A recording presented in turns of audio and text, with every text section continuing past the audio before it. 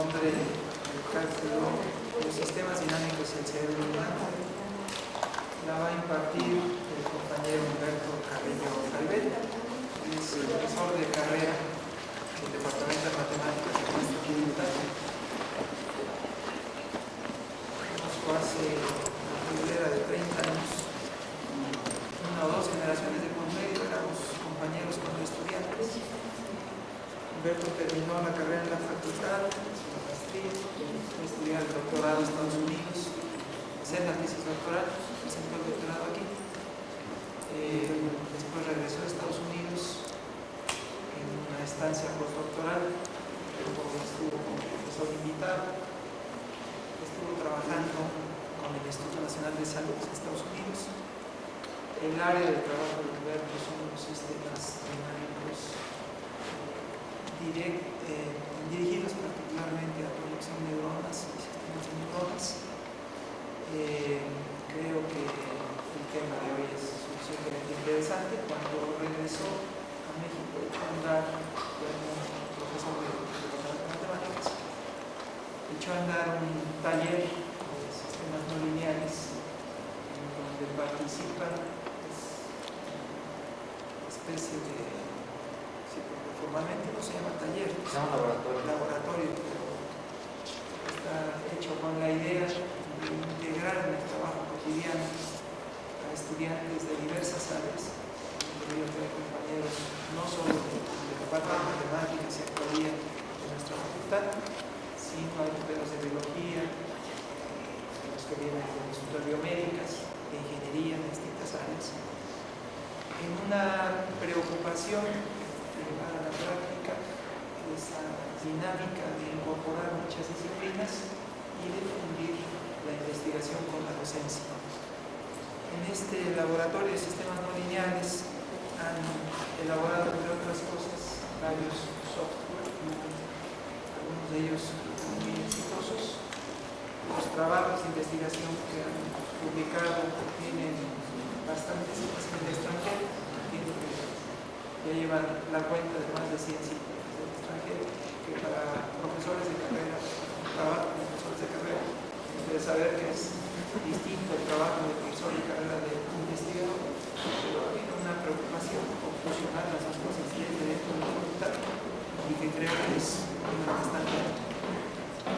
Me parece que en el medio pues son los pioneros de este intento de llevar la matemática a las ciencias médicas, concretamente a todo lo que se refiere con el cerebro, los sistemas de neuronas del cerebro.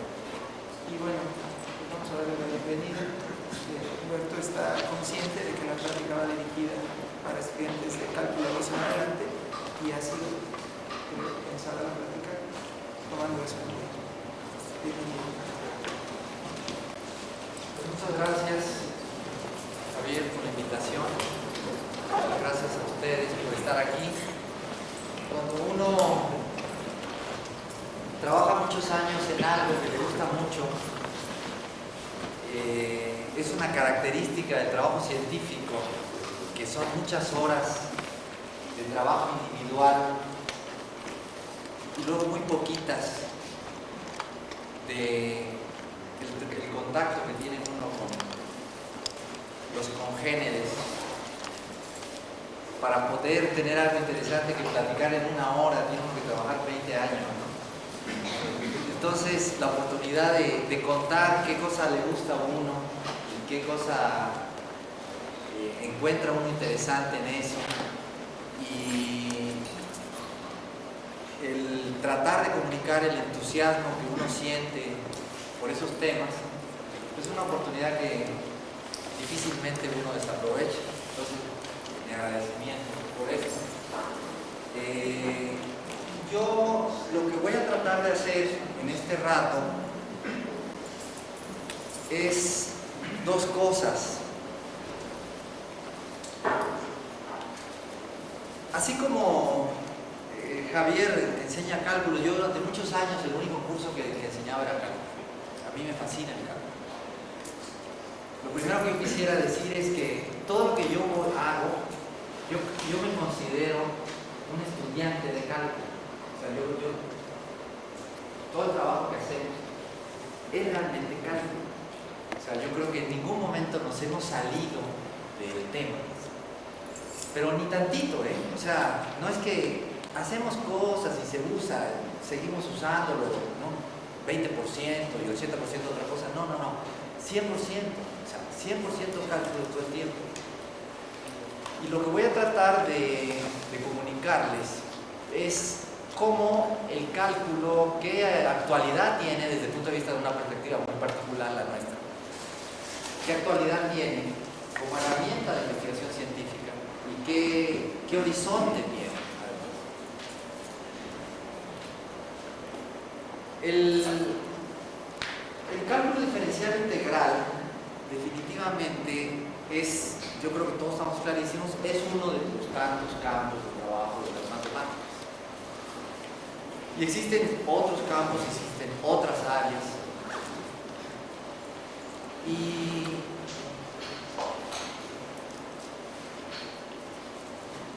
yo creo que es muy fácil percibir que respecto a otros temas de matemáticas, a otros asuntos de la matemática, el cálculo resalta desde el primer contacto que uno tiene con él, porque tiene una dificultad, tiene una complejidad mayor, o sea, como que se percibe. Yo creo que no habría discrepancia en eso. Yo creo que eso es algo que tiene consenso. ¿Qué quiero decir? Que, por ejemplo, no sé, no quiero con esto decir que los problemas de otras áreas sean fáciles. El problema de grupos finitos, terriblemente endemoniado. El problema de teoría de números, los famosos problemas abiertos que siguen existiendo de teoría de números. Pero sin embargo, son problemas, no sé, por ejemplo, el problema de Fermat que recientemente se ha resuelto y que hemos tenido la suerte de ver toda la efervescencia en relación a él. Es un problema que es muy fácil plantearlo. Hay que saber relativamente poco para comprender el problema. Sin embargo, si queremos platicarle a alguien que va pasando por la calle, ¿no?, qué problemas hay para detectar un atractor extraño en una ecuación de Navier-Stokes, que es una ecuación diferencial parcial. Como que hay que platicar mucho rato con esa persona antes de que pueda ver. Entonces, de entrada, y ustedes lo saben, me imagino que si andan por ahí de segundo semestre todavía deben estar lidiando con el problema de digerir el concepto de límite, de derivada, de integral, ¿no?, que es algo así que como que se atora uno, ¿no? Y efectivamente lleva mucho tiempo el proceso de hacer la digestión de esos conceptos. No son conceptos fáciles, son conceptos difíciles. La teoría tiene una estructura bastante compleja. Eso vamos a ver en el contexto del discurso que yo quiero armar hoy, que una cosa que haría falta es algo para poder rayar un poquito, pero bueno, a lo mejor lo que podemos, no sé si eso tiene efecto, se puede ir a mano. Algo que yo creo que es importante entender, yo creo que a todos nos pasó cuando entramos aquí a la facultad, particularmente algunos que sabíamos poco de cálculo cuando llegamos aquí, es, bueno, ¿por qué tengo que aprender esto? Y entonces nos hacen toda una serie de explicaciones. Los que hemos enseñado cálculo, los que enseñamos cálculo, todo el tiempo estamos tratando de motivar al estudiante, así hablamos los maestros. ¿Cómo motivo al estudiante para que estudie cálculo, para que aprenda? Y hay muchos conceptos interesantes y quiere uno motivar cada uno de esos conceptos. Y entonces tenemos los problemas de las tangentes, los problemas de máximos y mínimos, los problemas de los métodos de cálculo son útiles para poder graficar funciones, etcétera, toda una serie de cosas que seguramente ustedes han entrado en contacto con ellos. Ahora, un error que cometemos, y esto no es nada más aquí en la facultad, yo creo que esto es una cosa que podríamos decir que es mundial, es que los programas de cálculo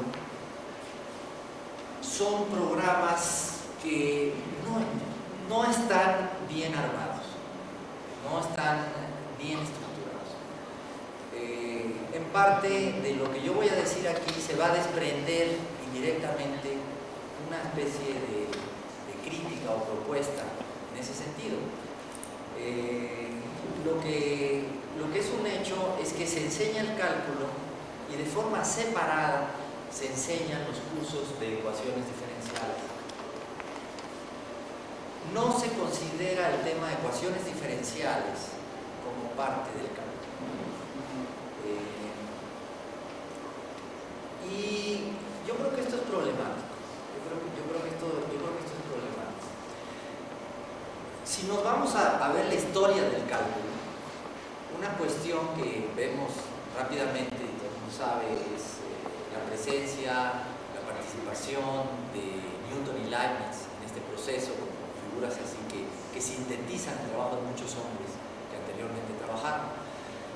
Particularmente, yo creo que es muy claro verlo en el caso de Newton, también en Leibniz, pero particularmente en Newton es muy claro. Si consideramos a Newton como el inventor o uno de los inventores del cálculo. Ese es otro tema interesante, ¿no? ¿El cálculo es un invento o es un descubrimiento? Yo creo que el cálculo, como cualquier cosa de las matemáticas, podemos nosotros estar muy orgullosos de que es un invento humano. O sea, no es como el ornitorrinco, ¿no? Que un día lo viste, órale, mira, está el bicho, ¿no? Ya estaba antes de que tú supieras que existiera, ¿no es cierto? No. Esto no existía, no es que estaba, es producto de la mente humana. De hecho, para descararme rápidamente ante ustedes, yo considero que el cálculo es el logro intelectual más sólido de la humanidad. O sea, yo creo que si hiciéramos un concurso para tratar de decidir cuál es el logro intelectual de más alcance de la humanidad, el cálculo sale. En otros escenarios, esta es la primera vez que yo confieso esto en público. Generalmente lo que yo digo es que es sin duda alguna uno de los más relevantes, pero siempre me quedo pensando para esto y reto a cualquiera que me diga alguno que vaya a preguntar.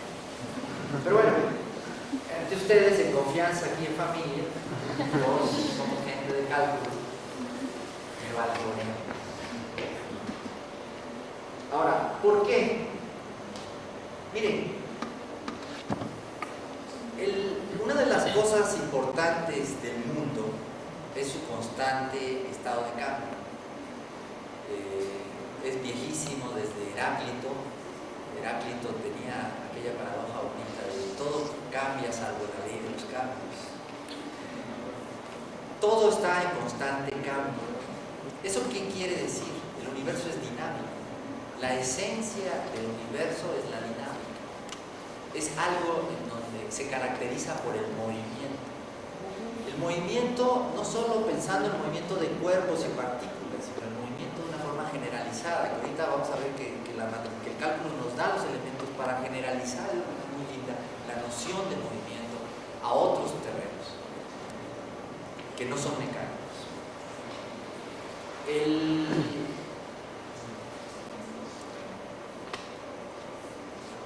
El universo es un gran sistema dinámico. Es lo que es un gran sistema dinámico. La noción de sistema yo no la tengo que explicar. Un sistema es un pedazo, cualquier cosa. Es un sistema. Yo soy un sistema, este grupo es un sistema, México es un sistema, el sistema de los países del Tratado de Libre Comercio es un sistema, una molécula es un sistema, el sistema solar es un sistema, etc. Ahora, estamos todos conscientes de que aunque pensamos, sea, tenemos números cardinales, etcétera, y conjuntos, individualizamos las cosas. Eso es nada más una manera de ver las cosas, o sea, es una manera de entender lo que de otra forma es una unidad íntegra. O sea, no existen las unidades en el universo. Digamos, desde este punto de vista, ese concepto del budismo, ¿no? de la integridad, de la unidad del universo, pues es trivial, ¿no? O sea, todo es una sola cosa. O sea, yo y tú somos parte de lo mismo. Es algo así como mi dedo chiquito y mi dedo gordo. O sea, tú y yo somos así. O sea, somos parte de una cosa. Y pues tú eres el dedo chiquito y yo soy el dedo gordo. Ahora, eso quiere decir que yo no puedo entender quién es el dedo gordo si no tomo en cuenta el dedo chiquito. Porque es cuando yo me doy cuenta que hay un dedo chiquito y los demás, que puedo entender la mano y que puedo entender el papel que juega el dedo gordo. O sea que todo hay que comprenderlo de una manera integral, de una manera global, para poder ver pues, qué sentido puede tener en una perspectiva más amplia. Pero sin embargo, lo que es muy interesante, y es sobre la base de esta idea que está construido una gran cantidad de logros científicos y tecnológicos, es que aunque todo es una sola cosa y todo está interaccionando con todo, hay una frase que dice, y no se moverá una partícula de polvo sin que se conmueva el universo. Eso es una frase bíblica. Es esa idea de la conexión, de que todo está mal y que tratar de entender las cosas muy, muy parcialmente, pues me quita tiempo. Sin embargo, repito, hay una idea básica y es que no todo está conectado con igual fuerza con todo lo demás. Y hay ciertas cosas que pueden, que muchos aspectos de la dinámica de la cosa pueden ser entendidas si yo estudio la pura cosa. Por ejemplo, el sistema solar. Hay muchas cosas que pasan en el sistema solar que no vamos a poder entender si hacemos abstracción de la galaxia o de otros sistemas solares cercanos. Pero hay algunas cosas del comportamiento del sistema solar, de la dinámica del sistema solar, que pueden ser entendidas en términos nada más del Sol y los planetas. Entonces, lo que es muy interesante es que esta noción, esta forma de abstraer el resto de las cosas y enfocarme en una parte del universo es muy útil. De esta forma, muchas cosas pueden ser entendidas por medio de un enfoque simplificado y matemático. Una cosa maravillosa es que una vez que yo sé cálculo, puedo escribir ecuaciones diferenciales. Me imagino que no han estudiado todavía ecuaciones diferenciales, pero una ecuación diferencial, por ejemplo, ¿qué es una ecuación? Una ecuación es una expresión de este estilo. Tiene un miembro izquierdo, un miembro derecho, tiene un igual. ¿Y aquí qué involucra? Bueno, pues involucra números, operaciones aritméticas y variables. Por ejemplo, cuando yo digo x más 1 igual a 0. Y entonces, bueno, pues de ahí digo que hay una solución que es x igual a menos 1. O sea, hay variables y esas variables o incógnitas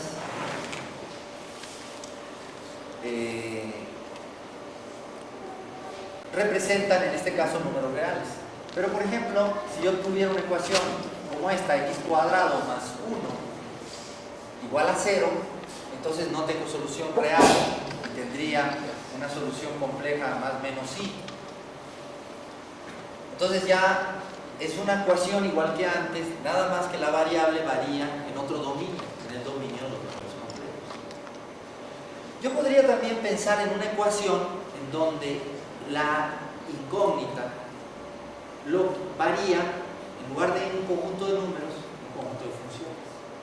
Entonces yo busco, por ejemplo, búscate una función x mi función va a ser una función x de t.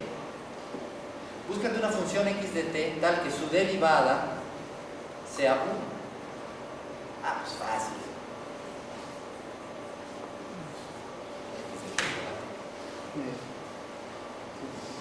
Va a ser una constante cualquiera, ¿verdad? Diría alguien. O sea, no hay una sola, hay muchas. Ya encontré una infinidad de soluciones de funciones x que cumplen. Podría yo poner otra. Bueno, a ver, una que dx en dt sea x. Híjole, ya no es cosa de que integro esta, ¿verdad? Sino búscate una función que su derivada sea ella misma. Y bueno, nos viene a la mente una función que tiene esa propiedad, que es la función exponencial, ¿verdad? Y luego de reflexionar un poquito nos damos cuenta de que si yo multiplico por una constante cualquiera, de todas maneras se cumple eso mismo.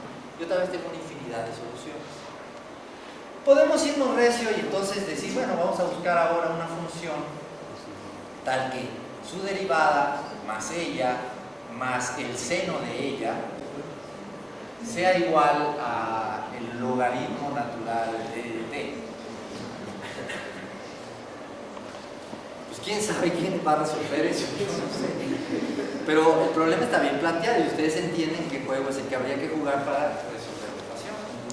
Y si en estas tan sencillas hemos encontrado que no solo hay una solución, sino que hay infinidad de soluciones, pues en ese caso también puede ser que haya infinidad de soluciones. Entonces, bueno, de ahí nace toda la problemática de que usando el cálculo puedo escribir ecuaciones diferenciales. De hecho, se pueden escribir ecuaciones también integrales. O sea, en lugar de eso, por ejemplo, podría yo escribir, a ver, búscate una función x tal que cumple que ella más la integral de ella sea igual al seno de t. En este caso yo puedo derivar toda la ecuación y entonces me aparece una ecuación diferencial que es equivalente a esta. Pero luego también puedo yo poner, por ejemplo, que la derivada de ella más esta. Entonces puedo tener incluso ecuaciones íntegro diferenciales y ese juego va creciendo. Ahora, digamos, esto es todo muy académico, es como un juego. Tenemos el cálculo y vamos a escribir ecuaciones diferenciales. Pero lo que es interesante es el hecho de que si vemos la historia y vemos que Newton inventa el cálculo y tratamos de leer la historia preguntándonos ¿por qué Newton inventa el cálculo? ¿Qué quería hacer Newton?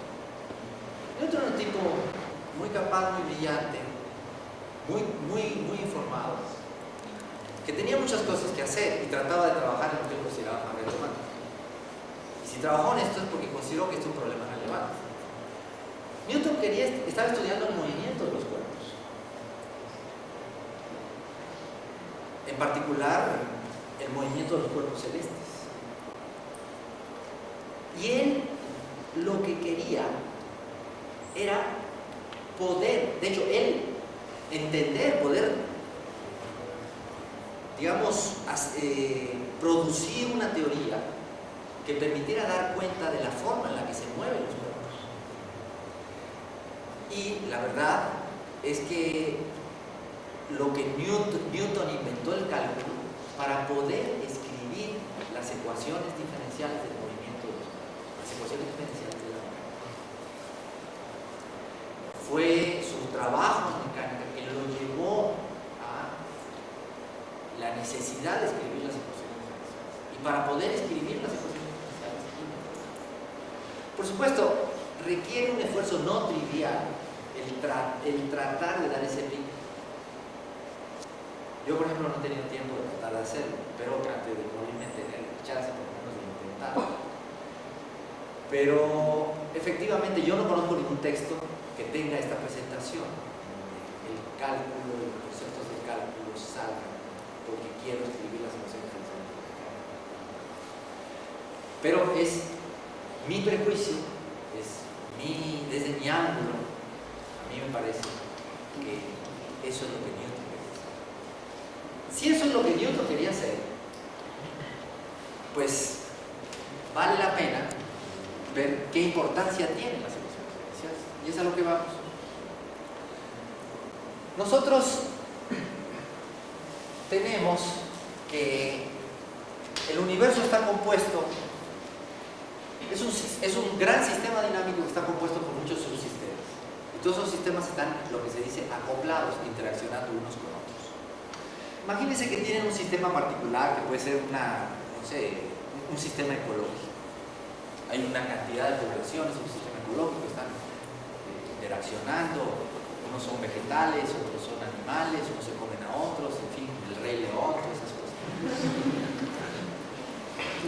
Ahora, ¿cómo estudiamos eso? Aquí tenemos un problema un problema filosófico interesante también, que es el problema de que cualquier cosa del mundo real tiene dimensión infinita. ¿Qué quiero decir con esto? Quiero decir con dimensión infinita que no soporta una descripción finita. O sea, si yo estoy hablando por teléfono con Javier y le quiero decir qué tengo en la mano, no importa cuántas horas hablemos, esto no queda perfectamente determinado. No importa cuánta tecnología yo use, nunca queda determinado esto.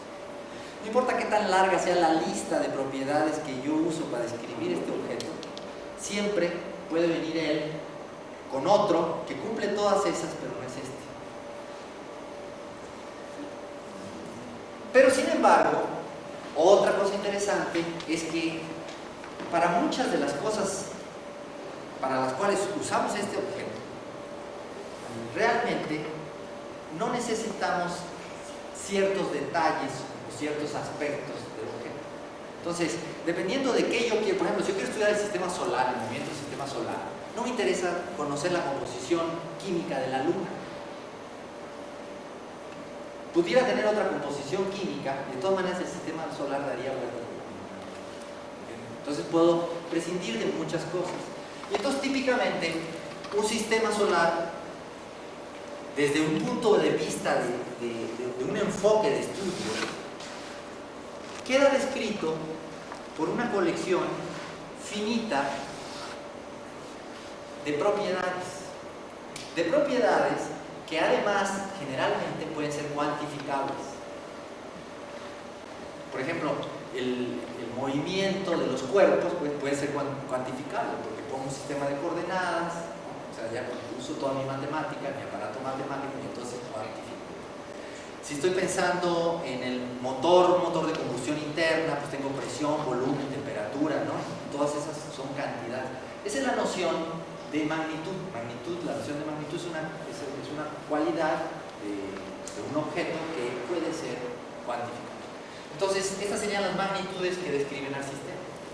Esas magnitudes, como este es un sistema dinámico, van a tener la propiedad de que son magnitudes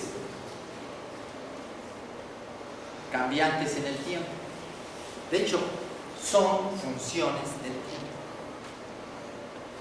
Ahora, podría alguien decir, bueno, ¿cómo sabes que son funciones? Porque sabes que hay muchas relaciones que no son funciones y está claro que esto debe está relacionado, pero las funciones a cada punto del dominio, uno único en el contradominio y uno no puede ir a dos, ¿y cómo sabes que aquí? Maravillosamente, la respuesta es la misma pregunta. O sea, la manera en las que las variables de estado de un sistema dinámico dependen del tiempo, tiene ciertas características básicas. Por ejemplo, vamos a pensar, para ubicar nuestras ideas en un ejemplo específico, lo que se llama el oscilador armónico que está moviéndose aquí. Y supongan que respecto a una cierta posición, que puede ser la posición de equilibrio, mido yo la altura a la que está, x de t. Aquí mi sistema dinámico, pues necesariamente, si yo quiero entender cómo se mueve la bolita, necesito saber x, ¿no? ¿Dónde está? Es una variable. No es toda, ¿verdad? Hay algo más que yo quisiera saber de él, porque no basta que yo sepa que está en un lugar, sino puede estar aquí, puede estar quieto, o puede estar aquí y estarse moviendo hacia abajo, O puede estar aquí y estar moviéndose hacia arriba. Entonces yo necesito saber x de t y necesito saber también y de t, su velocidad. Entonces, en este caso, este sería un sistema de dimensión 2. En sentido de dos variables de estado del sistema caracterizan al sistema. Una cosa muy interesante es que x de t, el cuerpo, en todo momento tiene que estar en algún lugar, ¿verdad? O sea, el cuerpo no existe y desaparece y luego aparece, ¿no? Es un ser así, ¿no? Ni tampoco tiene el don de la ubicuidad, de que puede estar aquí y allá. ¿Eso por qué es así? Pues porque así es el mundo, señor. No hay más explicación. Ahora, haga como ejercicio, digan, bueno, una relación que obedece esta, que es así, ¿cómo debe ser? Y lo que les sale inmediatamente es que en todo tiempo tiene que haber a fuerza algo asociado, una posición, y en todo tiempo tiene que haber una velocidad. Y le sale también que en un tiempo no puede haber dos posiciones ni dos velocidades, tienen que ser únicas. Y porque esto es así, porque el mundo es así, porque lo queremos estudiar así, es porque nos interesa estudiar las funciones. Entonces, si alguien va por ahí por la calle y dice, oye, ¿por qué hay que estudiar funciones? ¿Y por qué de todas las relaciones que existen son estas las que nos interesa estudiar? Y toda la matemática y todo el cálculo se hace sobre la base de que sean así. Aquí pueden encontrar una razón. Ahora,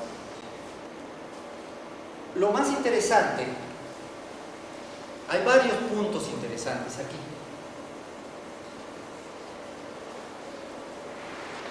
Por cierto, olvidé mencionar al principio, la presentación que quiero hacerles hoy, si a ustedes les parece bien, va a tener, podríamos decir, dos partes. Una primera parte que va a tratar fundamentalmente del cálculo y los sistemas dinámicos, que es en la que estamos. Luego una segunda parte en donde vamos a hablar de algunas aplicaciones de sistemas dinámicos y del cálculo que son menos ortodoxas, como estas que tienen que ver con la neurona, el cerebro y esas cosas. Entonces, algo muy importante aquí es que si yo tengo un sistema dinámico y ya conozco sus variables de estado, entonces, para entender el sistema, es conocer estas funciones. ¿Están de acuerdo conmigo? Y si yo conozco estas funciones, pues voy a saber todo acerca del sistema, porque sé en cada tiempo todo lo que tiene sentido saberse de ese sistema, lo sé. Está determinado por esas funciones. Si yo tengo esas funciones, puedo ir a en general lo que vamos a tener es n variables de estado, y entonces podemos ir a un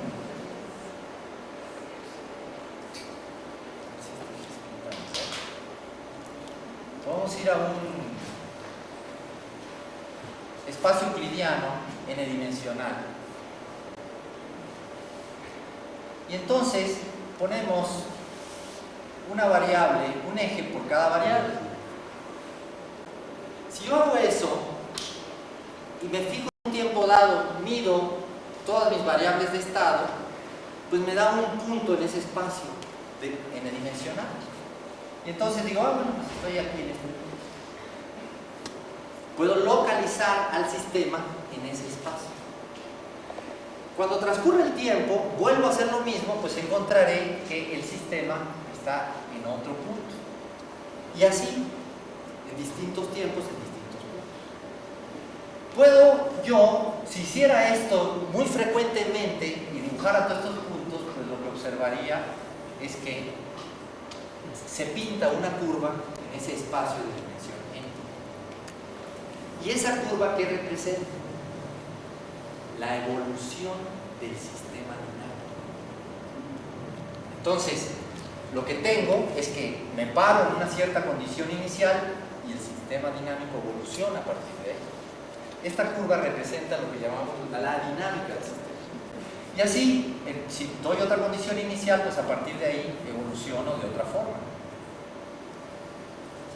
Y a partir de cada condición inicial, pues tendré distintas evoluciones. Esto, si se fijan, aquí podemos ir viendo cómo, para estudiar un problema científico, la la matemática se va metiendo. Primero entró aquí para que habláramos de magnitudes. Necesitamos aquí tener los números reales y la recta real continua. Describir el tiempo como una variable unidimensional, como cada una de las variables de estado del sistema dinámico. Después, aquí necesitamos nuestra representación de geometría analítica para poder hacer esta representación que nos da una imagen geométrica del problema. Entonces, es muy bonito que empiezo con un problema de la física y entonces, por medio de un aparato matemático, puedo tener una cosa geométrica, una representación. De hecho, este sistema sabemos que se puede mover de muchas formas. Otro sistema interesante, algunas personas lo consideran el sistema dinámico por excelencia porque ha sido hiperestudiado desde tiempos de Galileo, es el péndulo. Se puede mover de muchas formas distintas. Aquí también necesito la posición, que sería el ángulo, y la velocidad angular. Tendría también, si ya es la velocidad angular, dos variables me determinan esto. O sea que esto es lo que se llama un sistema plano, porque mi espacio de estados pues solo tiene dos variables. Ahora, hay muchas maneras en las que esto se puede mover. Cada manera de moverse depende de las condiciones iniciales que yo tengo. Si yo pintara todos los posibles movimientos o todas las posibles evoluciones del sistema, entonces lo que tendría es que se me folia, como dicen los topólogos, se me folia este espacio tridimensional por curvas. Imagínense, es como que cocinan espagueti y luego lo aprietan así en una caja, todos esos espaguetis así. Entonces serían con muchas curvas enredadas ahí, así habría que imaginarse todo eso. ¿Sí? Cada curva corresponde a una evolución a partir de una condición inicial. Ahorita más adelante vamos a ver cómo esto tiene que ver con el principio del determinismo. Seguramente la mente de ustedes ya empieza a verse, a asomarse esa noción. En el caso del oscilador armónico, todos sabemos cómo se mueve, sabemos que oscila. Y eso quiere decir que X va a estar variando, ¿no?, entre un valor máximo y un valor mínimo, ¿no es cierto? ¿Y la velocidad qué le pasa? Pues la velocidad también, porque esto llega aquí con velocidad máxima, ¿no?, luego se va frenando, se frena, se para, y entonces empieza a acelerarse en dirección contraria hasta que pasa con velocidad máxima en la dirección contraria. Ahora aquí se va frenando hasta que se para. Pero vean, la velocidad se hace cero en las posiciones extremas y se hace máxima cuando paso por X igual a 0, que es aquí. Entonces, si ustedes pintan la evolución, les resulta que esto se mueve así y se cierra, es una curva cerrada. Entonces ya interesante lo que pasa. Oye, mira, la evolución es una curva cerrada, lo cual corresponde a la noción que tenemos de que si movemos esto en el vacío, en una campana de vacío, donde no hubiera fricción, imaginamos un resorte que no disipa energía, entonces el movimiento es periódico, ¿no? O sea, subo y bajo hasta donde. Y eso está reflejado. Si lo estiro más, bueno, pues entonces lo estiro más, pues voy a hacer lo mismo, pero voy a llegar a una amplitud mayor y a velocidades mayores. Y si lo estiro más, y como está foliado de evoluciones el espacio de estados del péndulo, del oscilador armónico, está foliado así. De hecho, si ustedes hacen el cálculo, sacan las cuentas, les da que estas curvas son elipses perfectas. Lo mismo va a pasar para las pequeñas oscilaciones del péndulo. Y digo las pequeñas oscilaciones porque si imaginamos que esto, en vez de estar colgado de la pared, lo imaginamos que está suspendido de una barra y esa barra puede girar 360 grados, entonces tenemos una posición de equilibrio aquí abajo, tenemos una posición de equilibrio inestable aquí arriba por cualquier perturbación del tiempo. Y en ese caso, no todos los movimientos son oscilaciones, ¿no? Si lo empujo muy duro va a estar dando vueltas y vueltas y vueltas permanentemente, por ejemplo. Si lo empujo con una velocidad exacta para que llegue a esta energía, se vaya a la posición de equilibrio de aquí arriba, podemos ver que se va a ir acercando cada vez más lentamente hasta que llegue aquí arriba.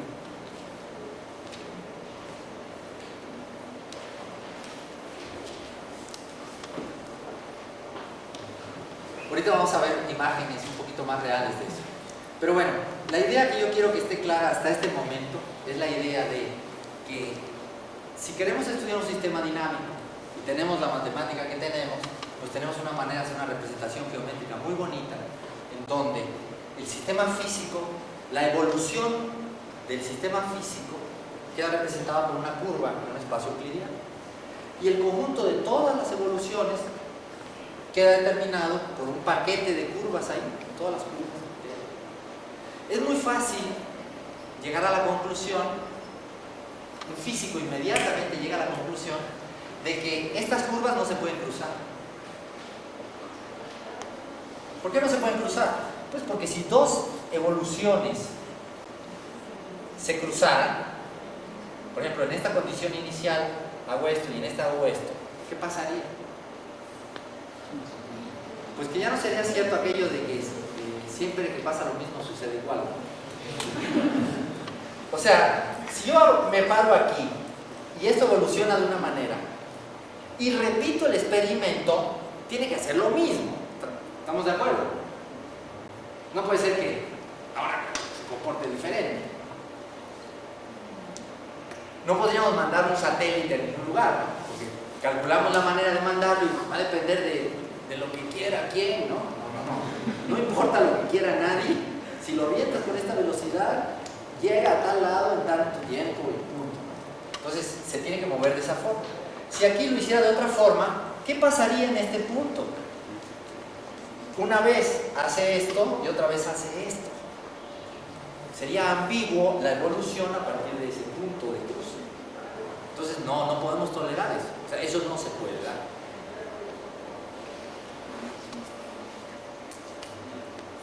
Esto es lo que los filósofos han acuñado como el principio del determinismo. Laplace lo acuñó muy bien. La idea es que según lo que somos hoy, es lo que somos, lo que vamos a hacer mañana. Por supuesto que esto hay que tomarlo con reservas y con criterio, pero incluso en términos sociales, en términos individuales, vamos a observar que salvo que existan perturbaciones externas especiales que tengan el efecto de modificar lo que va a pasar, las condiciones iniciales determinan esto. Por ejemplo, si yo les cuento a ustedes ahorita que saliendo de aquí yo lo que voy a hacer es clausurar nuestro laboratorio, me voy a dedicar, me voy a dejar el pelo largo, me voy a poner aretes, me voy a dedicar a fumar marihuana, y les pregunto, bueno, y coca y todo lo que sea padre, y les digo, oigan, ¿y qué esperan de mí dentro de 10 años? Pueden tener idea. Entonces, esto es lo que se llama el principio del determinismo. Una cosa muy interesante aquí es el hecho de que la teoría matemática de los sistemas dinámicos actual, que es, digamos, la teoría que nos proveyó el cálculo, lo que nos permite es que a cada sistema dinámico, por ejemplo, vamos a pensar, restringirnos de momento a la mecánica. Una cosa interesante, déjenme marcarlo antes, es que en mecánica lo que yo estudio son movimientos. Y aquí cada curva corresponde a un movimiento. ¿Está claro eso? Ahora, y aquí lo que veo es un punto de movimiento. De hecho, podemos nosotros, es una cosa que vamos a hacer en un momento aquí, verlo en la pantalla de la computadora, el punto en movimiento. Pero este movimiento no es el movimiento que hace el péndulo, el movimiento que hace el péndulo es otro. Este movimiento codifica este movimiento y yo sé traducir de uno a otro. Entonces aquí está encriptado, este dibujo encripta todos los posibles movimientos del sistema dinámico, todas las posibles evoluciones. El sistema dinámico puede ser otra cosa que no sea un sistema mecánico. Un paciente que yace en una cama de hospital y la enfermera periódicamente está monitoreando la temperatura, la presión, el ritmo cardíaco, incluso puede ser que le estén haciendo análisis de sangre y viendo los niveles de azúcar y otros químicos, etc. Y eso está evolucionando, ¿de acuerdo?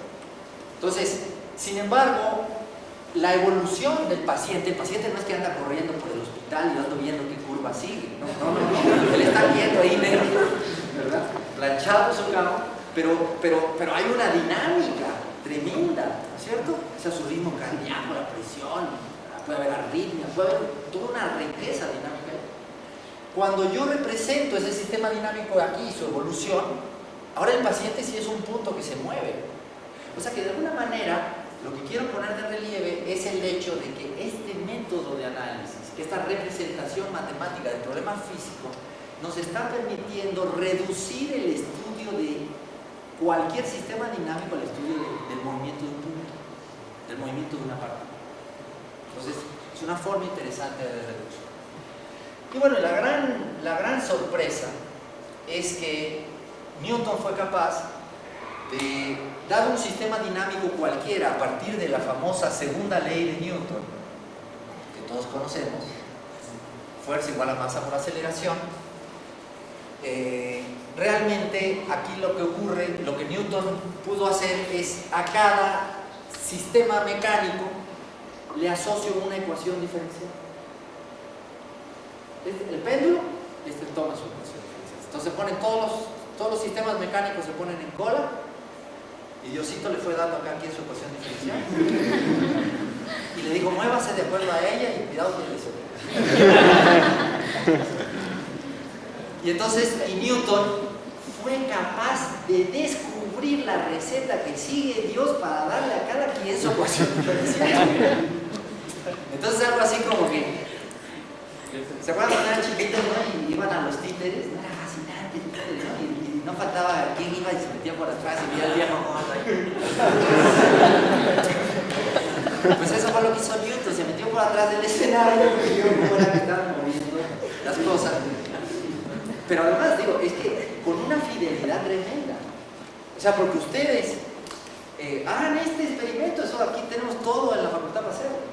Uno de ustedes agárrese un sistema el péndulo, por ejemplo, agarran un péndulo, lo miden, todo, meten las ecuaciones diferenciales a la computadora, ponen un telón y del otro lado lo construyen y se puede hacer el experimento. Y el que está haciendo experimentos dice, voy a hacer este experimento. Y le dice al otro, ¿en qué tiempo empieza y qué experimento va a hacer? Y este le dice, mira, tu péndulo se está moviendo así ahorita. Y a la resolución, así, al nivel de cualquier... al nivel de cualquier precisión de medición experimental, eso va a funcionar. Y no solo con el pendulito, un circuito electrónico, con 10 millones de chips, les metes unas ecuaciones diferenciales y hacen lo mismo y te da igual. Por eso podemos diseñar estos bichos, por eso la gente va a la luna y por eso tenemos la tecnología. O sea que efectivamente el sistema sigue eso. Esto es lo que yo llamo un logro intelectual de primer orden. Si mañana bajara aquí en Prometeo un platillo volador y se bajan unos tipos raros, ¿no? Y supongo que se buena onda y podemos platicar y todo, ¿no? Oye, ¿ustedes qué onda? ¿Dónde vienen? ¿Qué pasó? Cuéntenos. Bueno, ya nos cuentan. Bueno, ¿y ustedes qué? No, pues Maradona. ¡Ah! No, pero acá. ¿Qué? ¿Ustedes qué?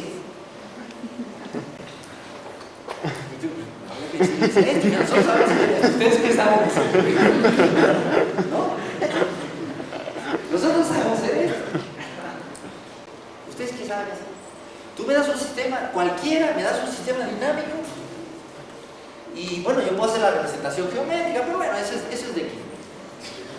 Pero lo que sí es que te puedo enganchar una ecuación diferencial que gobierna la dinámica del bicho. Miren, hay un problema. Una vez, yo la primera vez que tuve contacto con esto fue hablando con Alberto Barajas, profesor nuestro, amigo, y estábamos hablando del concepto de ciencia. Estábamos comiendo, estaban apenas inaugurando, fue un evento que hubo, el de una conferencia allá en el Polifono Siqueiro, luego nos invitaron a comer en la torre del Hotel de México, y estaba sentada Larisa López ahí, que ustedes seguro conocen. Ella es una investigadora de ciencias sociales. Y entonces estás hablando del problema de los sociólogos se agobian con la sobrepoblación, no sé qué, y no, el sistema está autorregulado, él sabe lo que quiere. Entonces, y luego terminamos hablando de que no, que las ciencias sociales. Entonces, ¿qué cosa es eso? ¿Qué es eso? Dígame, ¿qué es ciencia social?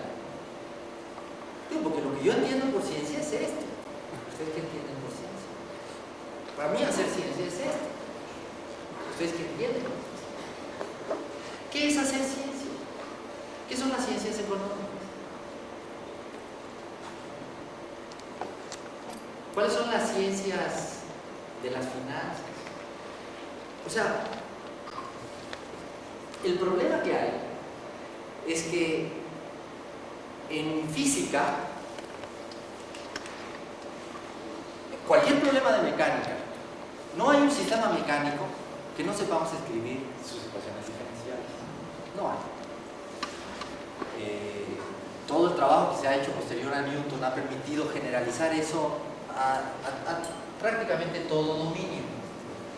Lo mismo en electrónica. Luego el trabajo de Maxwell, maravilloso, para generalizar la obra newtoniana al terreno de los procesos electromagnéticos, ¿no? Entonces tenemos la electrodinámica. Y luego, bueno, las correcciones que hubo que hacer para ir a analizar el micromundo, ¿no? Y entonces vienen las correcciones cuánticas y todo el trabajo de Lagrange, de Dirac, Schrödinger, etc. Y luego las correcciones cuando las cosas se mueven a altas velocidades, ¿no? Cercanas a la velocidad de la luz, y las correcciones. Entonces, bueno, llegamos a la relatividad y todas esas cosas. Bueno, todo esto se ha generalizado maravillosamente.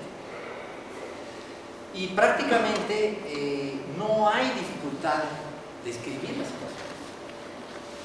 Sin embargo, este éxito que se ha tenido en la física no se ha tenido en otras ciencias. Y esto lleva a una pregunta interesante que es, bueno, ¿qué es lo que está pasando? Y si uno se pregunta qué está pasando, se encuentra con diferentes posturas. Yo, por ejemplo, he oído a algunas personas hablar, no, es que pues hace falta producir otra matemática. Por ejemplo, la matemática de la economía, o la matemática de la biología, o la matemática de las ciencias sociales. Porque esta es la matemática de la física. Y por eso la física funciona tan bien. Entonces la queremos exportar a otros campos. Queremos ahora que los médicos. Por eso a nadie le interesa la matemática. En el mundo actual, el prejuicio es que las matemáticas son para los físicos. Y bueno, los ingenieros que por un tiempito, ¿no? Pero ya se vuelven ejecutivos. Entonces, ¿qué onda? ¿Eso es cierto? No, no es cierto. O sea, lo que estamos viendo aquí es la universalidad que esto tiene. Y los sistemas dinámicos existen en donde sea. En cualquier terreno, en campo científico. Lo que uno quiere estudiar es cómo evolucionan los diferentes pedazos del mundo. Cómo evolucionamos nosotros como individuos. Todo hasta en psicología, en ciencia política, en lo que sea. Queremos estudiar sistemas dinámicos. El problema que hay es que si nosotros nos vamos a estudiar, oye, ¿cómo fue que los físicos lo hicieron para poder a cada sistema físico meterle su ecuación diferencial? Que la receta no es la misma en mecánica, que en óptica, o termodinámica, o electrodinámica. Son diferentes, ¿no? Son las ecuaciones de Newton, de Maxwell, etc. De Schrödinger. Ahora, ¿cómo lo hicieron? Bueno, lo que encuentra uno es que que es muy fácil. O sea, se encuentran principios generales, principios físicos, o sea, principios del mundo, empíricos, fenomenológicos. O sea, no se deduce, sino que por contacto directo con la cosa, aprendo de la cosa. Por ejemplo, ¿qué son principios generales? Vamos a pensar en biología. Todos los seres vivos nacen, crecen, se reproducen y mueren. Eso no es un teorema que nadie pueda demostrar, ¿estás de acuerdo? Pero sin embargo, es un principio que todos creemos, porque no hemos visto contrario, y porque en todos los dominios que conocemos se validan. Bueno, si a partir de un principio así pudiéramos escribir una ecuación diferencial, ya la hicimos. Otro principio: la masa ni se crea ni se destruye. Lo único que puede ocurrir es que se transforme, física o química. Entonces, por ejemplo, si vemos la mecánica de fluidos, pues las ecuaciones básicas de la mecánica de fluidos se derivan de lo que se llama la ecuación de continuidad, que es un principio de conservación de la masa. Entonces, lo que entra por aquí tiene que salir por allá. Y no hay de que nació ni desapareció ni nada. Entonces, principios básicos se pueden, de principios muy, muy fáciles. Esa es otra cosa asombrosa y fabulosa, ¿no? Que de un principio tan básico se derive todo el detalle del comportamiento de la cosa. Eso es de para los pelos de punta, ¿no? Ahora, en otros terrenos, por ejemplo, en biología, las ecuaciones de las poblaciones, todos han visto que se hace ecología matemática y eso, ¿no? Y siempre, por ejemplo, si yo tengo que n es el número de pobladores de una población, pues voy a tener que el cambio en el número de pobladores pues tiene que estar dada por la razón de natalidad menos la razón de mortalidad que tenga esa población, y ahí ya tengo una ecuación diferencial. Si yo puedo conocer la razón de natalidad en términos del número de pobladores que hay y la razón de mortalidad en términos del número de pobladores que hay, y escribo estas funciones, pongan que esto me dio, pues esta es n cuadrada y esto es n, entonces ya me queda la ecuación diferencial y entonces ya mi problema es resolverla para ver cómo evoluciona la población. Es de esperarse que la razón de natalidad dependa de cuántos hay, ¿no? Porque generalmente pues hay una cierta cantidad de pasto, no es lo mismo que hayan muchos o hayan pocos. También, por ejemplo, si hay predadores, si son pocos, los predadores vienen y arrasan con ellos, si son muchos se comen a una fracción y los demás quedan protegidos como las manadas de pescaditos, ¿no? Entonces, bueno, si yo hago un estudio experimental y detecto esto, entonces puedo escribir la situación. Si ustedes ven lo que se hace en mecánica se tiene un principio muy fundamental, que es este. La aceleración es la segunda derivada de la posición respecto del tiempo, todo el mundo lo sabe. O sea, es la derivada de cómo cambia la velocidad, y la velocidad de cómo cambia la posición. Entonces, una segunda derivada. Esto es m segunda derivada de x respecto de t. Y entonces mi problema para tener la ecuación diferencial es poder escribir f en términos de x. Entonces, cuando logro conocer la fuerza en función de la posición, ya acabé. Aquí, por ejemplo, la fuerza que yo voy a tener cuando tengo el péndulo, el resorte estirado hasta acá, sabemos que por la ley de Hooke es proporcional al elongamiento. Mientras más estiro, más fuerza. Entonces me sale una ecuación diferencial que es esta igual a k por x. Es una ecuación diferencial lineal que puede resolverse analíticamente. Ok, bueno, entonces yo creo que con esto queda sentado el primer objetivo, la primera cápsula que quería yo comunicar. Estamos en presencia de una teoría matemática que podemos con todo derecho decir que esta es la teoría matemática de los sistemas dinámicos. Esta teoría es útil para estudiar sistemas dinámicos entendidos así y nos permite hacer una correlación muy interesante entre el sistema físico. Podemos tener una representación geométrica del problema y además no solo a cada sistema físico le asociamos este espacio, por cierto se llama el espacio de estados o espacio de fases, y al arreglo de espaguetis ahí le llaman el retrato de fases. Este sería el retrato de fases del oscilador armónico. Ahorita vamos a ver en la computadora el retrato de fases del péndulo, que tiene más estructura, tiene una riqueza mayor. Entonces le asociamos su espacio y también a cada sistema le asociamos una ecuación diferencial.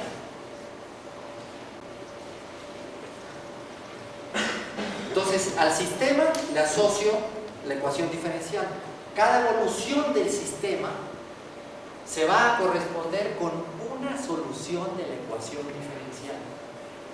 Entonces típicamente la ecuación diferencial tiene infinidad de soluciones, así como cada sistema tiene infinidad de posibles comportamientos distintos. Y hay una correspondencia 1 a 1 entre cada evolución y cada solución. Por esto, para mí, el cálculo bien podría entenderse como la matemática del tiempo, como la matemática de los cambios, como la matemática de los sistemas. Estas tres cosas son lo mismo: sistemas dinámicos y cambio, filosóficamente son las mismas cosas. Cambio y tiempo, filosóficamente son las mismas cosas. Percibimos cambio porque el tiempo transcurre. Y nos podemos dar cuenta de que transcurre el tiempo porque hay cambios. Si no viéramos cambios, sería como una foto, el universo sería como una foto. Entonces, cambio y tiempo es lo mismo.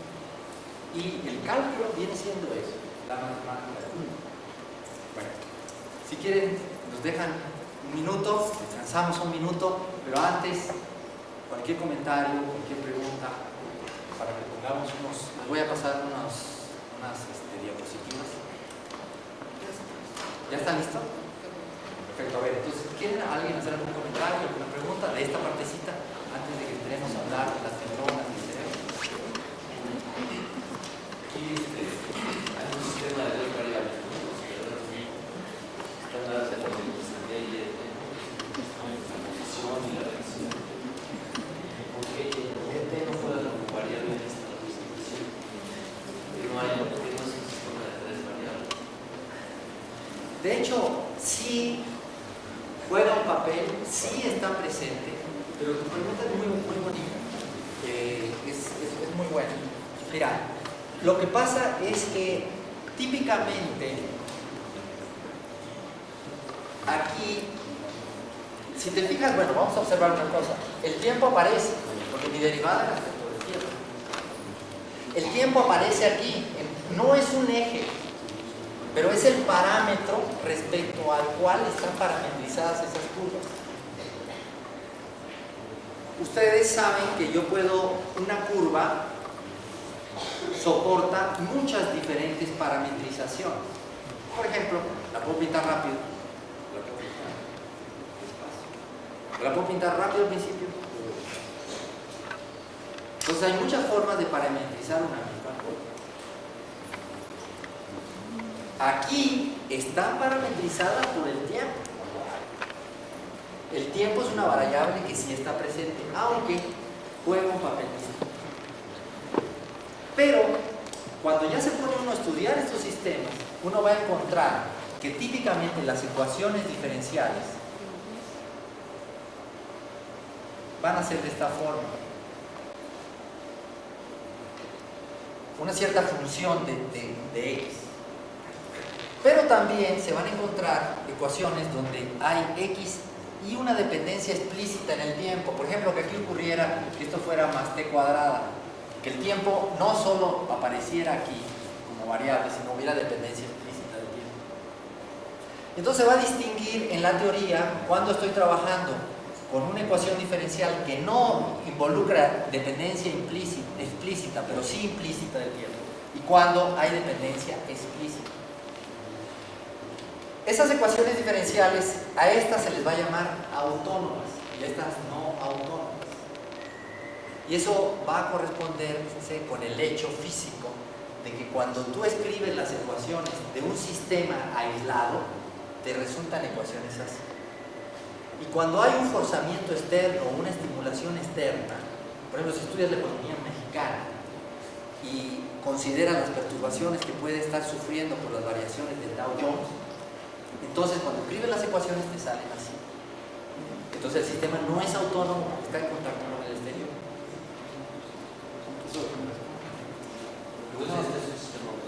Este es un sistema autónomo, visto así, aunque podemos, ahora imagínate que fuera un balín, puedo meter un campo magnético y forzar, y va a ser interesante hacer eso y estudiarlo. ¿Alguna otra pregunta? Sí, por ejemplo, en la gráfica de ya sea las espirales o la todos esos folios, lo que se quiere decir es que independientemente, bueno, si cambiamos las condiciones iniciales, los trayectos nunca van a chocar, nunca van a cruzarse. Exacto. O sea, arriba la cruces. Exacto. Si se cruza, no pueden cruzarse, dos no pueden cruzarse, y una sola tampoco puede cruzarse ella misma, a no ser que sea para cerrarse.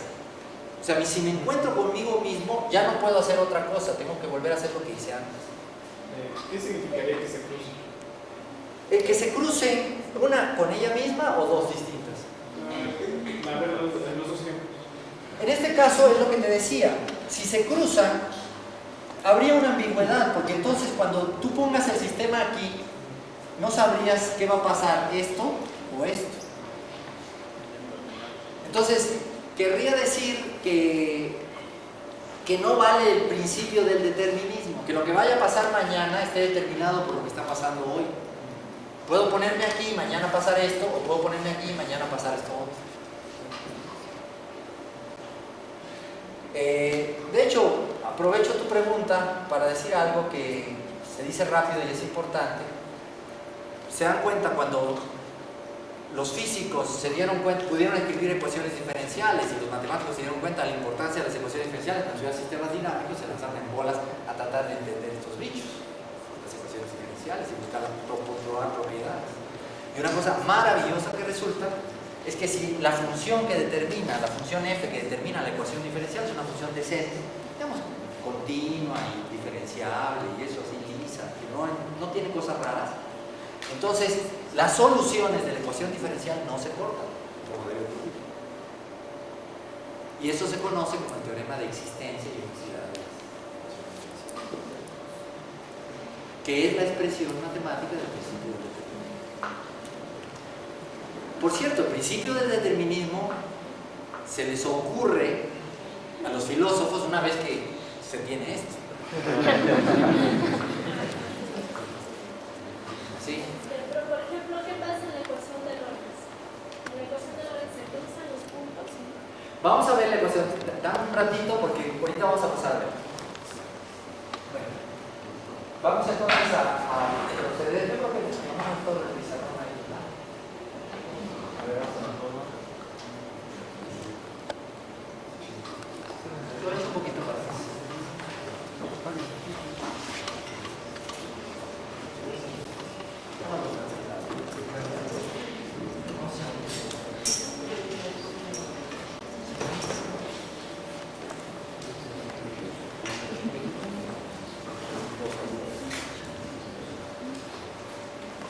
A ver, entonces miren, esto que les vamos a mostrar, sí, por favor.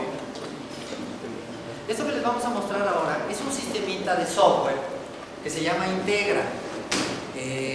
Está aquí, hay una página en el web donde ustedes lo pueden bajar gratuitamente, este y otros sistemas de software interesantes también para analizar sistemas dinámicos, para algunos cursos de vida. Está desarrollado por nosotros aquí en el laboratorio de dinámica no lineal. Entre otras personas está Antonio Carrillo, que es quien está aquí presente. y que es el principal encargado de la parte de ingeniería de software del sistema. Como ustedes ven, el sistema se maneja como maneja cualquier Word o cualquier cosa, tiene un formato estándar de lo que son los sistemas de software populares actualmente. Te deja trabajar con tu mouse y te permite que tú escribas, tecleas tus ecuaciones diferenciales. Tú dices, mira, mi sistema dinámico es este y estas son sus ecuaciones diferenciales. Él se va a encargar de resolver numéricamente las ecuaciones diferenciales y darte un output visual gráfico de las evoluciones en el espacio de estados del sistema. El problema de resolver analíticamente las ecuaciones diferenciales es muy difícil. Aquí, por tradición, en nuestra universidad, cuando nosotros éramos estudiantes, había un prejuicio muy grande. La tradición matemática nuestra es originalmente, esencialmente, de álgebra y geometría, álgebra y topología. No había mucha tradición en análisis. De hecho, los primeros analistas no los veían bien, porque pensaban que dedicarse al análisis, y particularmente con muchas más ganas ecuaciones diferenciales o algo de eso, era como contaminarse o como chafear. Sí, porque la matemática buena es aquella donde tú tienes teoremas generales, ¿no? Donde tú dices, toda variedad tiene que ser así, todo grupo finito tiene que tener estas propiedades, ¿no? Esos, ¿no? Que digo, son teoremas muy bonitos, son teoremas muy fuertes, pero la clase de sistemas dinámicos, dense cuenta, ¿cuántos sistemas dinámicos habrá en el universo? Hay tantas maneras de entender un sistema. Aquí en este cuarto, ¿cuántos sistemas dinámicos habrá? Ahora imagínense, la caja de herramientas del cuate que modela sistemas dinámicos, para cada sistema dinámico que le salga tiene que tener por lo menos una ecuación diferencial. Entonces no puedo traer poquitas ecuaciones diferenciales, tiene que traer un chorro. De hecho, pues tantas como funciones hay, pues claro que pues, dame en cualquier sistema dinámico y ya hay tantas funciones. Entonces, el conjunto de sistemas dinámicos es muy grande. La riqueza dinámica ahí es muy grande. Es como los seres vivos, ¿no? Tenemos leyes fundamentales, así como todos nacen, crecen, ¿sí? Pero eso no me dice nada acerca de por qué tú eres güero y yo soy prieto. Entonces, la especificidad de las cosas no está contenida en la generalidad. Entonces, cuando uno estudia algo, desde un punto de vista científico, es muy importante poder tener cosas generales, ¿no? Todos los seres humanos tienen dos pies, una cabeza, un sistema nervioso, etcétera. Todo lo que es común a todos hay que saberlo, ¿sí? Pero luego hay que ver, bueno, las mujeres cómo son y los hombres cómo son, y las personas que tienen esta enfermedad qué son y los que tienen esta edad. La especificidad. En ecuaciones diferenciales, en sistemas dinámicos, es como en biología. Tú no puedes ir con el tipo que estudia la mosquita CC, ¿no? A decirle, no, hombre, si ya sabemos todo del elefante. ¿Esto qué tiene que ver? Cero que ver, ¿no? Bueno, cada ecuación diferencial se estudia como un organismo. De hecho, van a ver eso. Y van a ustedes oír hablar de la ecuación de Van der Waals, de la ecuación de Laplace, de la ecuación de Navier-Stokes, de la ecuación de Schrödinger. Y generaciones, tratando de entender qué hay ahí atrás, porque la riqueza que hay no la abarca fácilmente. Entonces, ese va a ser el enfoque. Vamos a tener nosotros aquí que cualquier ecuación diferencial puedes teclear, la vas a poder analizar.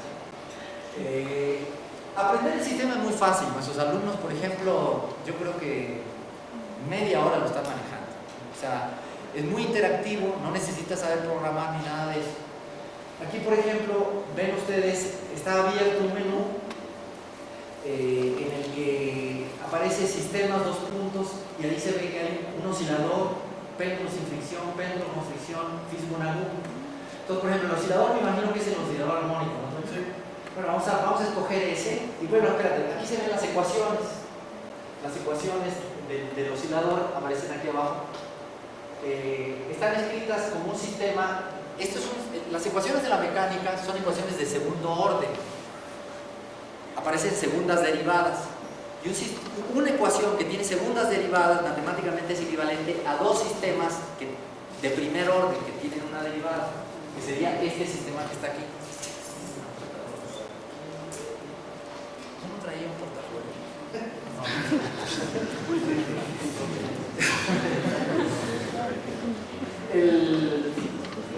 Estas son las ecuaciones, ¿me creen que estas son las ecuaciones del P? No importa, son algunas ecuaciones, es esta misma que escribí. Entonces, tiene parámetros. En este caso, el parámetro aquí básico es la fuerza del resorte. ¿Qué tan duro es el resorte? Entonces nosotros podemos escoger, aquí hemos escogido que el valor, la fuerza es 1 para ese parámetro, y podemos arrancar, vamos al espacio de estados, y entonces, ven esa flechita que está ahí, se puede mover para que yo escoja una condición inicial. Entonces me dicen, a ver, ¿cómo quieres echar a andar el oscilador? Si yo me pongo sobre el eje X, eso quiere decir que tengo Y igual a 0.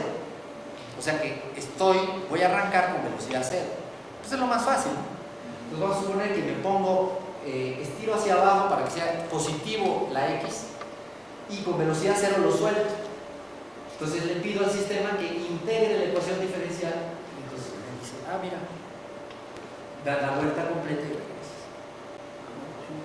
Si hago lo mismo, pero ahora con una amplitud mayor, con X más grande, bueno, pues va a pasar eso. Ahora, y bueno, puedes, Toño, pintar ahí varias condiciones iniciales. Entonces, esas serían distintas evoluciones y son los movimientos que conocemos. Aquí salieron círculos, porque K es 1 y la excentricidad de la elipse es 1. Vamos a cambiar K para ver el efecto que eso tiene. Entonces, hacemos el resorte más duro, ponemos 5. Y entonces arrancamos. Y entonces vemos, hacemos el experimento otra vez. Entonces, con una amplitud más pequeña para que se vea la elipse completa. Ahí está. A ver, borra todo y haz una integración. Por favor. Ahí está. Bueno, de este lado, ¿qué es lo que se está graficando de este lado? De este lado, bueno, así está. De este lado estamos graficando lo que se llama el curso temporal de la posición respecto del tiempo, sería x de t. La escala está muy corta y no alcanzo a ver. Puedo modificar la escala de este lado para que se vea la estructura que tiene.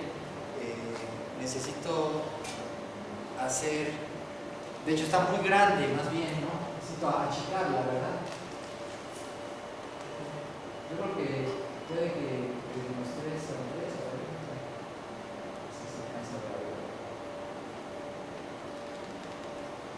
¿No? Hazlo, por ejemplo, de menos 1 a 1.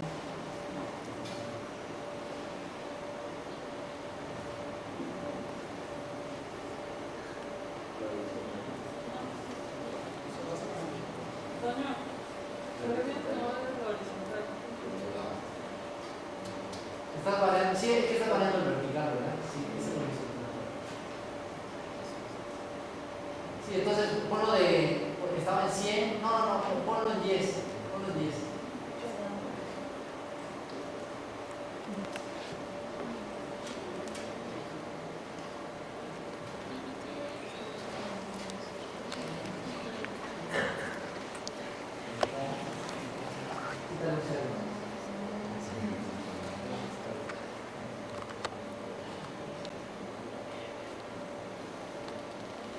Entonces, bueno, pueden ver las variaciones.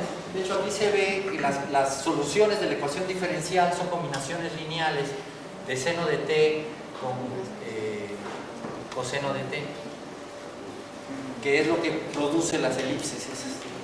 Entonces, eso es la x, la posición está variando aparentemente de una forma trigonométrica. Y efectivamente, sí es una variación trigonométrica. Vamos a meterle fricción, Toño, para ver qué se observa. No sé si tenemos en la ecuación. No, esta ecuación no tiene fricción. Vamos al péndulo sin fricción. Entonces, aquí ya trabajamos. Regrésate para ver la ecuación diferencial. La ecuación diferencial del péndulo Antes era una constante por x, ahora es una constante por el seno de x. Como aparece el seno, que es una función no lineal, entonces este sistema es un sistema no lineal. Se habla hoy en día de sistemas lineales y sistemas no lineales, porque matemáticamente los sistemas lineales se dejan tratar más fácil. El estudio de sistemas lineales se puede atacar con el álgebra lineal, entonces se reduce a un problema algebraico, mientras que los sistemas no lineales, su análisis no se puede reducir a un problema algebraico. Entonces queda esa ecuación no lineal. Vamos a pintar algunas órbitas para ver cómo se vean. Las oscilaciones pequeñas tienen que ser parecidas a las que teníamos del oscilador armónico, pero a medida que la amplitud crece, empieza a pasar algo, ¿no? Pueden ver ahí que hay cierta estructura.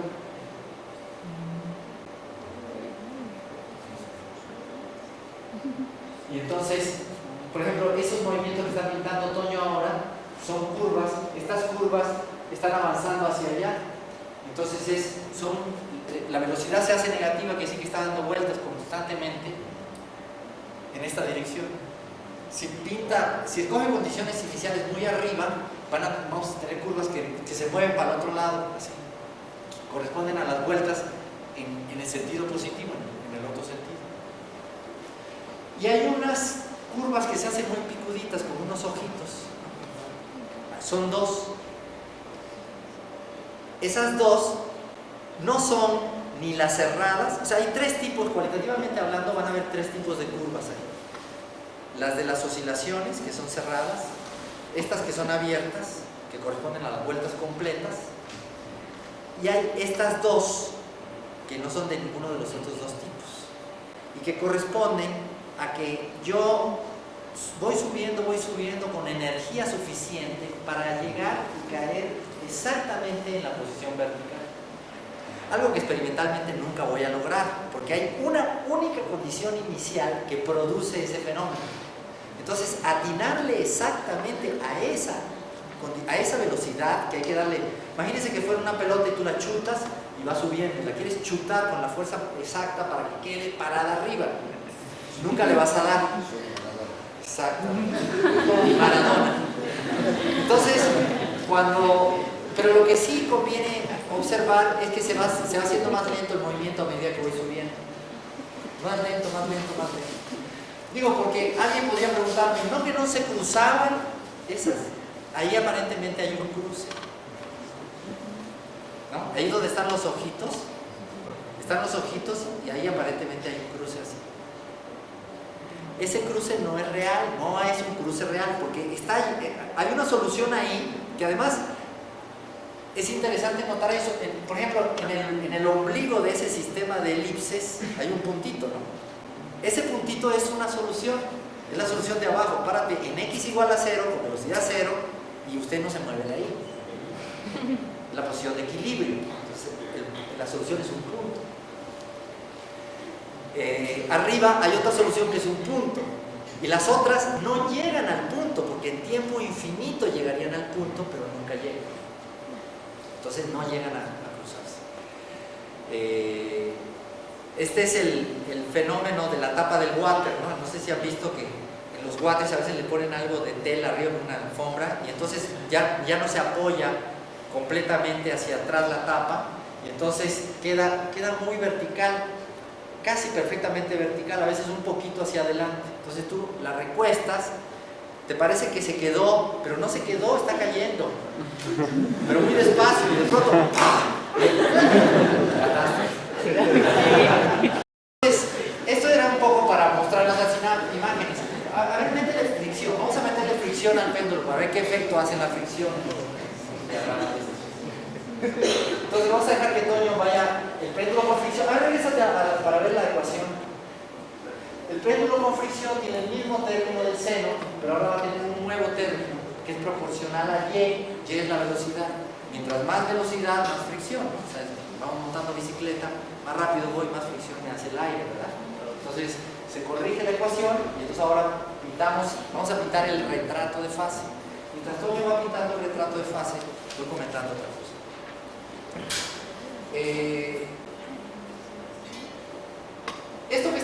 haciendo aquí no tiene mucho chiste, porque una vez que hicimos esta primera asociación, de que a cada sistema físico le asociamos su geometría, es un ejercicio muy fácil. De hecho, a veces el ejercicio que me gusta poner a mis alumnos a principio del curso, les digo, a ver, ya sabes hacer esto, ¿ok? Aquí está el péndulo, estas son sus ecuaciones, a ti no te interesa, tú sabes cómo se mueve el péndulo. Del conocimiento que tú sabes de cómo se mueve el péndulo, píntame su retrato de fases. O sea, codifica ahí. Entonces, van a ver que, o sea, una cosa que pasa es que creemos que sabemos cómo se mueve el péndulo, nos da sorpresas, hay cositas que no nos habíamos dado cuenta. Pero bueno, pero puede uno, del conocimiento intuitivo que tenemos de la mecánica, podemos nosotros producir ese dibujo. Y ese dibujo encripta todos los movimientos posibles del péndulo real, que es el péndulo con fricción. Aquí vamos a ver el fenómeno de que, por ejemplo, si yo lo aviento muy duro, lo chuto muy duro, va a dar muchas vueltas, pero como va perdiendo energía, eventualmente tiene que llegar casi arriba, casi va pasando, se va a quedar, pero alcanzó a pasar. Eso quiere decir que Y bajó mucho, o sea que la Y va a bajar, ¿no? Vean ahí una órbita que viene bajando, pero no llega a hacerse cero y luego vuelve a subir otra vez. Hasta que eventualmente, en una de esas vueltas ya no me alcanza la energía y entonces ya me caigo, y entonces ya me quedo haciendo vaivenes de cada vez amplitud menor que corresponden a esas espirales que vamos viendo ahí. Pero bueno, lo que les decía es que esto que estamos haciendo no tiene mucho chiste porque pues, estas ecuaciones nos están diciendo cómo ocurre algo que ya sabemos cómo ocurre. Todo el mundo sabe cómo se mueve el péndulo. Sin embargo, no todo el mundo sabe qué pasa si yo al péndulo le aplico un forzamiento. Por ejemplo, supongo que aquí en el punto de soporte le aplico un forzamiento de alta frecuencia. ¿Qué pasa? Y pueden ocurrir cosas maravillosas. Por ejemplo, si hacemos eso, la posición de equilibrio de arriba se vuelve estable, no se cae. Incluso lo pongo aquí y se levanta. Y es un péndulo que tiene aplicada una vibración imperceptible de amplitud casi cero. Nosotros hemos hecho ese experimento en el laboratorio con el cono de una bocina. Imagínense, al vibrar la bocina se mueve, pero pues, es poco. Y paras un péndulo ahí y se queda quieto y lo bajas y se levanta. Probar matemáticamente que eso tiene que pasar no es fácil.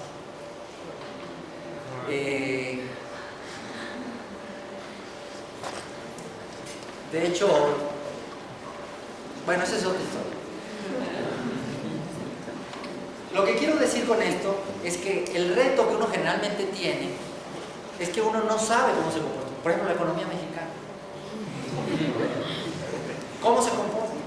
Supongan que hablamos con un economista y me dicen, no, pues estas son las ecuaciones diferenciales, híjole, ya la hicimos, porque entonces si me pongo aquí, llego acá, si me pongo aquí, oye, aquí no te pongas porque mira dónde vas a caer.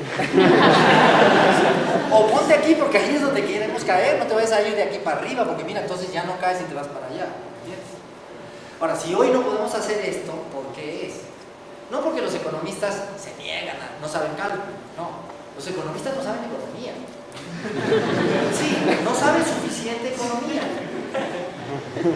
Cuando los economistas sepan suficiente economía como para identificar los principios meros fundamentales de donde sí sale todo lo demás, vamos a poder escribirlos matemáticamente y obtener conocimiento de otra forma. Eso es algo que se va viendo. A lo que quería yo pasar es a ver cómo eso se hace en un terreno, digamos, más ortodoxo que no es el de la física.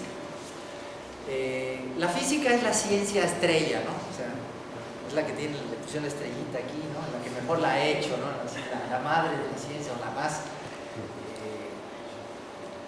brillante, la que destaca, ¿no? Por sus logros impresionantes. Y lo que pasa es que cuando Dios repartió los problemas en la cola, el que estaba en primer lugar, dijo, a mí déjame estudiar los sistemas físicos, los sistemas del mundo inerte, los sistemas más fáciles, los sistemas donde la complejidad es mínima, ¿no? Pues agarraron la tarea más fácil, y pues en el mismo tiempo pues han avanzado más que el que atrás venía el químico, y luego el biólogo, y luego el psicólogo, y luego el sociólogo, y el economista, que estudian poblaciones de seres vivos. Imagínate, la complejidad es tremenda. Entonces, digamos, el avance corresponde a esas cosas, pero esperamos, pues el prejuicio es que con esta misma matemática vamos a ver avances en esas direcciones. Digo, esto es importante porque mucha gente dice, yo no quiero estudiar ecuación diferencial porque yo no quiero ser mecánico. Tenemos, por ejemplo, cosas tan heterodoxas como el estudio de las neuronas o el cerebro. Vamos a pasar unas imágenes para ver qué es una neurona. Y podemos dedicar los últimos 15 minutos que nos quedan a esto. Aún nos robamos 5 más. Si se puede, pero quien tenga que retirarse sin ninguna pena lo hace, por favor. Esto es un asunto viejo. Tratar de entender cómo funciona el cerebro y el sistema nervioso. La próxima, por favor. La próxima. El sistema nervioso es muy complejo, ¿no? Aquí, por ejemplo, tenemos una red de nervios pintada por Vesalio. Se robaba los cadáveres para tratar de reproducir estos mapas, cosa que no era fácil. Seguimos. El problema aquí no se ve muy claro, le falta un poquito de enfoque posiblemente, pero aquí incluso está al revés, pero ese mapa que aparece ahí se identifican distintas regiones, y entonces van a ver que una región es la de la inteligencia, la del amor, la de la creatividad, etc. Esto le llamaban el siglo pasado frenología, y corresponde a algo que es muy interesante. El intento, inicia un intento serio, bueno, más bien no serio, esto quién sabe qué tanto lo es, pero sí, digamos, un intento dedicado a establecer una correlación entre lo que es la mente por un lado y el cerebro por otro lado. O sea, esa dualidad mente-cerebro es una cosa desde el punto de vista intelectual, es un reto realmente grande. O sea, todo eso que pensamos, soñamos, agarramos a un cuate y lo hipnotizamos, ¿no? Bueno, ¿qué correlato físico tiene con lo que tienes allá dentro en el ostión? O sea, ¿de qué manera se correlaciona lo que pasa físicamente con, por ejemplo, qué son las emociones? ¿Dónde están las unidades de memoria? Por ejemplo, lo que yo me sé, ¿no? ¿En dónde está? Cuando yo almaceno, cuando se me olvida qué pasó, qué conexión se rompió, qué químico se escurrió.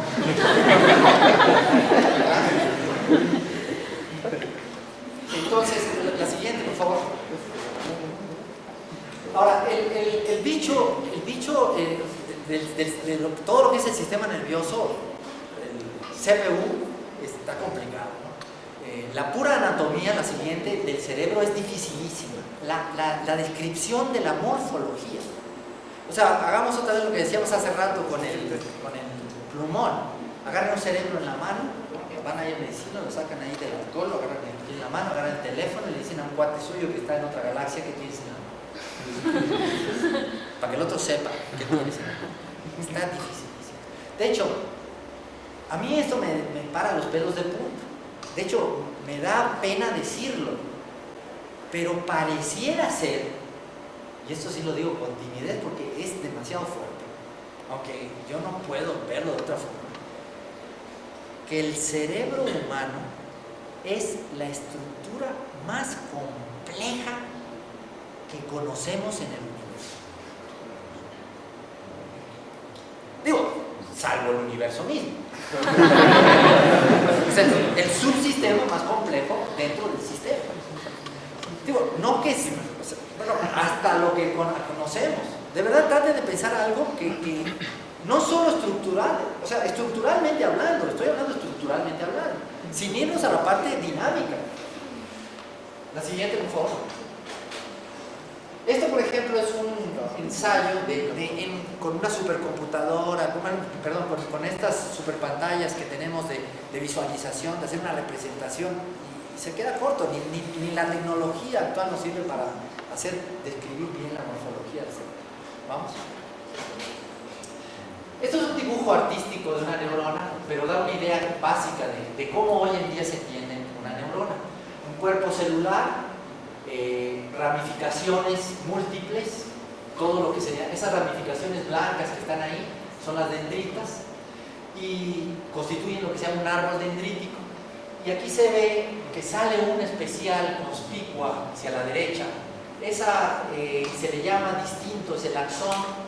El esquema que se entiende de funcionamiento de esto es que hay conexiones. Aquí se ve, por ejemplo, una amarilla que está llegando y entra en contacto con esta amarilla, se supone que viene de otra célula y entra en contacto con esta célula y transmite una señal que se va a propagar por esta otra rama que es el axón. La siguiente, por favor. Este señor, Santiago Ramón y Cajal, es español, es el inventor de la noción de neurona. Y otra vez inventor, porque digo, lo que Santiago dijo es: queremos entender el sistema nervioso, conviene pensar que está integrado por bloques, ¿no? Y esos bloques son neuronas. Y fue el primero que las pintó, las descubrió y llamó la atención de que había que entenderlas como individuos. Una cosa interesante es que el señor es español. Si realmente tenemos algún cariño por esa raíz. Sigue la próxima, por favor. Aquí tenemos un dibujito donde se ve un poquito mejor, ¿no?, cómo puede una neurona recibir contactos aferentes.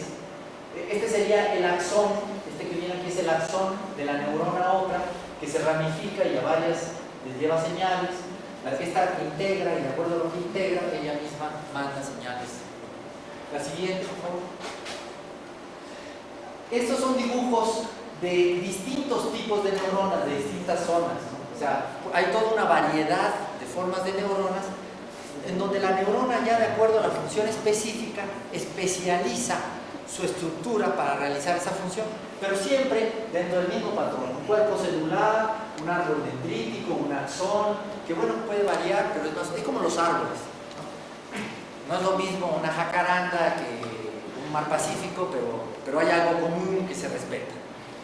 Seguimos.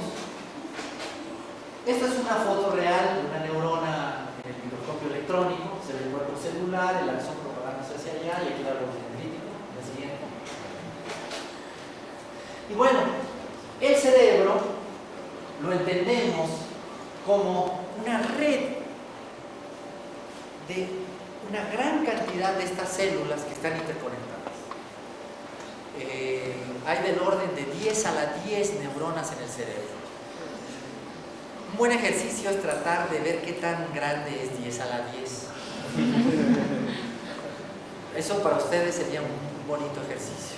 A ver, como es, por ejemplo, si llego a Acapulco y ahí veo la arena, ¿cuántos granitos de arena ahora hay? ¿Y 10 a la cuánto será más?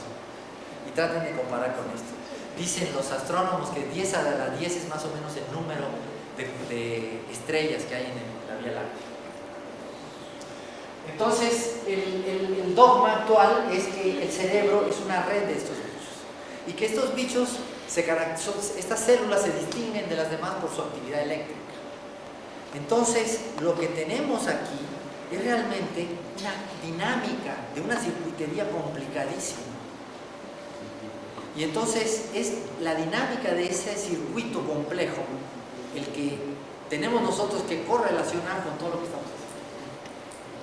El problema es muy difícil, pero otra vez, hay reducciones que se pueden hacer, hay circuitos que se pueden identificar.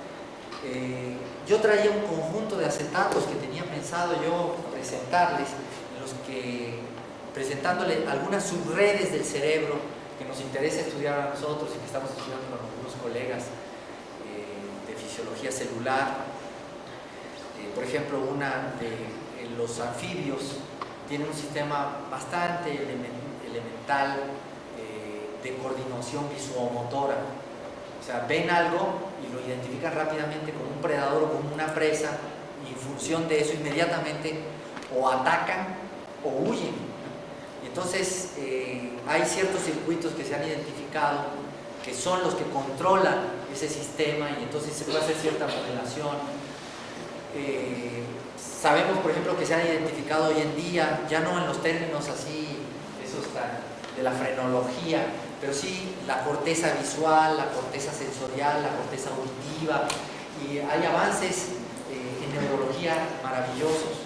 Nuestro país es un país en el que hay una tradición muy buena científica en el campo de la neurofisiología. Hay muy buenos neurólogos, neurofisiólogos. Aquí en la UNAM hay un equipo maravilloso, de hecho varios equipos de trabajo en este campo. Y una de las cosas muy bonitas es que cada célula de estas la podemos entender y la debemos entender como un sistema dinámico, en donde también podemos identificar las variables de estado que rigen el comportamiento de la neurona. También podemos pensar en redes de neuronas. Por ejemplo, si hay dos personajes muy famosos, Hodgkin y Huxley, dos ingleses que ganaron el premio Nobel de Medicina en 1963, escribieron un sistema de 4 ecuaciones diferenciales que da cuenta de todo lo que se había dado experimentalmente encontrado del comportamiento de una célula nerviosa. Todo. La propagación de los impulsos eléctricos, todo salió de ese proceso. Imagínense que quieren entender ahora cómo se comunican dos neuronas, entonces tendrían que acoplar este sistema de ecuaciones diferenciales con este otro sistema de ecuaciones diferenciales y tendría un sistema de 8 ecuaciones diferenciales y así le vas sumando y vas armando redes de neuronas que vienen siendo sistemas de ecuaciones diferenciales que tú quieres estudiar. En todo esto, en paralelo a todo esto, hay otra cosa maravillosa de la cual yo también quería mencionar algunas ideas básicas por lo menos, que es que en paralelo a todo este desarrollo actual, experimental y teórico en la modelación de neuronas, que tiene, hago un paréntesis grande aquí, a ver si no se me olvida volver a lo que iba, bueno, con eso me olvide, lo que quiero decir es que en paralelo a todo esto, tenemos la suerte nosotros de estar asistiendo en este momento a un momento muy importante en la historia de la dinámica matemática. Y es que hace 20 años, apenas, para ustedes hace mucho, pero cuando nosotros estábamos sentados en las sillas con ustedes aquí, se descubrió toda la teoría esta del caos, y los atractores extraños, y el atractor de Lorentz, que de hecho estaría bien que lo pusiéramos aquí en Integra para contestar, preparar la cosa para la respuesta a tu pregunta. Tenemos el atractor de Lorentz, es un sistema de 3 ecuaciones diferenciales que ha revolucionado la ciencia. Vamos a prenderlo ahí y presentarlo para que ustedes tengan una imagen y vean cómo se genera la evolución, cómo evoluciona en ese sistema los distintos comportamientos. Entonces, en paralelo a todo esto, hay esta revolución de la teoría del caos, que es una cosa muy bonita y muy interesante, que ha forzado a revisar muchos conceptos que tradicionalmente se tenían en la física y en la ciencia clásica. Pero otro hecho muy importante, pero eso bueno tendrá que ser motivo de otra plática, con gusto otro día que sea oportuno les hablamos del caos y cómo el caos se relaciona con lo que hemos hablado y cómo nace de lo que hemos hablado. Esa sería una cosa que se quedó en el tintero. Otra cosa que también con gusto, si quieren algún día la vemos, sería el de ver, bueno, cómo se hacen los modelos de neuronas.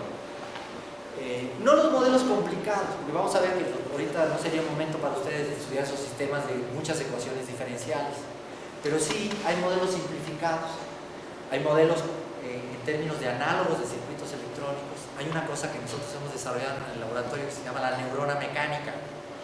Es un sistema muy sencillo que refleja maravillosamente propiedades interesantísimas de las células nerviosas y que permite hacer estudios muy bonitos y que es algo que se puede platicar muy accesiblemente para ustedes. Y pueden ustedes darse cuenta entonces de cómo se hace la modelación matemática de las neuronas. Entonces, ya para terminar, dejamos esto. Este objeto que está aquí, quizás convendría girarlo un poquito, Toño, para que se perfile un poquito más de frente ese antifaz o mariposa. Todos han oído hablar del efecto mariposa, seguramente, ¿no? Eso de que el tiempo, el clima no lo podemos predecir bien porque hay un problema de hipersensibilidad respecto a condiciones iniciales. Y dicen, si una mariposa aletea aquí en la Ciudad de México, eso va a producir un cambio de clima en Pekín el día de mañana. Entonces, es otra vez la noción, ahí volvemos a entrar en contacto con lo que hablamos al principio, de que todo está interconectado y que no podemos olvidarnos de que es una ficción eso de que haya autonomía o sistemas aislados y que a veces funciona, pero hay veces que no funciona. En términos del clima, no hay manera de considerar como sistema autónomo el clima de la Ciudad de México y saber cómo va a ser la semana que viene. La conexión es global y completa ineludiblemente. Bueno, eso es otra discusión. Entonces, este objeto que ustedes ven, mira, bórralo, Toño, por favor. Píntalo, por favor. Lo que están viendo él lo que está haciendo es escoger una condición inicial y ver cómo evoluciona el sistema. En esta particular vez que lo pintó, se enredó mucho por allá arriba al principio, no sé si se dieron cuenta de eso, y parecía que hizo como esto, que se iba a quedar por ahí, por ejemplo, como convergiendo un equilibrio. Pero después de que ya se había encariñado ahí, salió y se fue y se vino y se dio vueltas por acá. Vamos a ver si lo hace igual la condición que integremos. ¿Lo borras? No, con la misma condición, borra. Se vuelve a hacer. Como tiene que ser. Cada vez que lo hagamos, se tiene que repetir el experimento igual. Ahora, mueve lo menos que puedas la condición inicial. Borra y vuelve a pintar.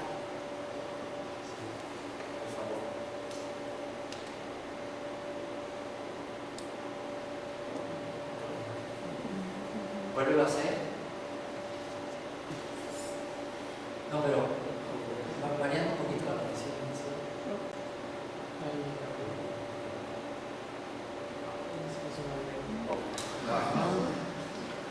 Aquí, por ejemplo, ya vieron, surgió este nuevo elemento. En el mismo tiempo, o sea, la integración la estamos haciendo en el mismo tiempo. O sea, lo que ocurre es que este sistema tiene la característica de que no importa qué tan pequeña sea la perturbación que tú apliques, si esperas suficiente tiempo, vas a observar cosas totalmente distintas. Esto se contrapone a lo que uno espera de la naturaleza. Eso se contrapone a lo que era el teorema probado por Poincaré de continuidad de las soluciones respecto a las condiciones iniciales. O sea, Poincaré probó que las soluciones, cuando cambio las condiciones iniciales, cambian, pero cambian continuamente respecto a la condición inicial. Pero a pesar de eso, hay cabida para este fenómeno, que lo habíamos soslayado. Digamos, esto es algo que es difícil de entender y que, bueno, requiere un poco más de discusión. Eso lo podemos dejar para otro momento. Quisiera ahorita dar la oportunidad de que tú repitas tu pregunta. Con respecto a las trayectorias, era que esos sistemas que estamos usando eran lineales y deterministas. Sí. Entonces, ahora en esta ecuación de Lorentz, la trayectoria que sigue es una dependiendo de la condición inicial, pero si nosotros volvemos otra vez a poner otra condición Habla un inicial, poquito más alto, por favor. la trayectoria es diferente. Ajá. Entonces, la primera trayectoria con respecto a la segunda, ahí podrían haber esos cruzamientos. O sea, esa es la pregunta. No. Muy interesante es que esa es la clave. Porque la gente dice, el descubrimiento del caos. ¿El descubrimiento del caos de qué? El caos es lo más viejo que existe. ¿No? Digo, si algo no llama la atención es que exista caos. O sea, a nadie nunca le ha llamado eso. Lo que llama la atención es que exista orden. Sí, ¿no? Sí. Y nadie ha descubierto el caos, ¿no? Lo que se descubrió, el esquema mental era que los sistemas deterministas gobernados por ecuaciones diferenciales no podía haber comportamiento aleatorio. Aquí, por ejemplo, se puede ver esencialmente la órbita, la evolución da vueltas alrededor de este centro y alrededor del otro, y entonces da una cierta cantidad de vueltas aquí, luego viene, da una cierta cantidad de vueltas aquí, se escapa y da vueltas alrededor del otro, más cerca, más lejos, se acercas o más lejos, pero siempre vueltas allá y vueltas acá. Si yo cuento cuántas vueltas, una órbita, cuántas vueltas da acá y luego cuántas vueltas da acá, puedo tener una secuencia de números. Y con perturbaciones pequeñas tú puedes lograr cualquier secuencia aleatoria de números, de cuántas vueltas aquí, cuántas vueltas acá. Hay gente que se ha dedicado a hacer esos estudios y aquí tienes un comportamiento totalmente aleatorio. Entonces, sí es un sistema determinista. Lo nuevo es el descubrimiento de comportamiento caótico en sistemas deterministas. Digo, antes en la teoría estaba el mundo determinista, que era el mundo de las ecuaciones diferenciales, que estamos hablando aquí, y estaba por otro lado el mundo probabilista, que era otro rollo. Generalmente a la fecha los que estudian uno no estudian el otro, salvo algunos bichos raros que estudian ecuaciones diferenciales estocásticas, que es una cosa que se está haciendo aquí en la frontera de las dos cosas. Pero ya de entrada a una ecuación así le metes un forzamiento aleatorio y entonces estudias qué pasa. Y no tiene ninguna novedad que haya comportamiento aleatorio. Si meto caos, saco caos, pues ay, eso no sorprende a nada. Pero yo meto algo muy ordenado y saco caos, entonces ahí sí hay pitido en la labia. Entonces, la noticia es el puente entre estos dos mundos, estos sistemas, estos atractores extraños. Porque esto es un atractor. O sea, vean eso. Aparente, cambia la condición inicial, Toño, modifica esa ahí y pintas, y aparentemente se pinta la misma cosa. O sea, cada vez que, pero no es la misma. Entonces aquí estamos en presencia de una cosa difícil de entender. O sea, la evolución, cualquiera que lo ve, donde quiera que lo ve, es el atractor de Lorentz. Y cada órbita es distinta. O sea, muchas cosas dan la misma imagen. Entonces, porque están siendo atraídas a una cosa común. Y la forma en la que y esa forma común tiene una estructura tan compleja que permite que tú te acerques a ella por muchos caminos y de muchas formas distintas, pero que como tienen el mismo resultado al final. Todo esto es muy difícil de entender. Hay libros completos sobre el atractor de Lorentz. Entonces, digamos, la noticia es esa, el puente entre el mundo determinístico y el mundo aleatorio. Bueno, yo creo que este es un buen momento para dejarlo y muchas gracias.